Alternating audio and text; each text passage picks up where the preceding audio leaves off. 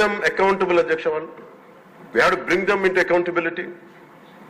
Well, they have to be penalized.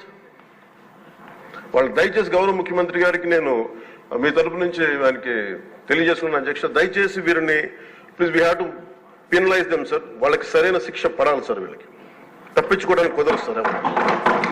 లేదంటే రేపు పొద్దున ఒక ట్రాఫిక్ కానిస్టేబుల్కి బలం ఇవ్వాలి అంటే ఆపగలమంటే వాళ్ళు ఏమంటారు సార్ లోపల? నేను చిన్నపాటి కానిస్టేబుల్ అయితే నాకేమనిపిస్తుంది, మీరు పెద్దోళ్ళు అయితే వదిలేస్తారు, మమ్మల్ని అయితే పట్టుకుంటారంటారు సార్. మనకు రూలింగ్కి, గవర్నెన్స్కి, అడ్మినిస్ట్రేషన్కి నైతిక బలం పోదు అధ్యక్ష. ఐ రిక్వెస్ట్ యూ, నేను మిమ్మల్ని ఉద్దేశించి అందరినీ హౌస్ మెంబర్స్ గౌరవ సభ్యులందరినీ గౌరవ ముఖ్యమంత్రి గారిని అడుగుతున్నాను అధ్యక్ష మీ ద్వారా. They have to be punished and they have to be penalized whoever they are. ఇది వెండెట్టా పగ ప్రతీకారాలతో కాదు, కానీ we promised that we will bring back accountability. We promised we will going to give a clean and clear governance. We have to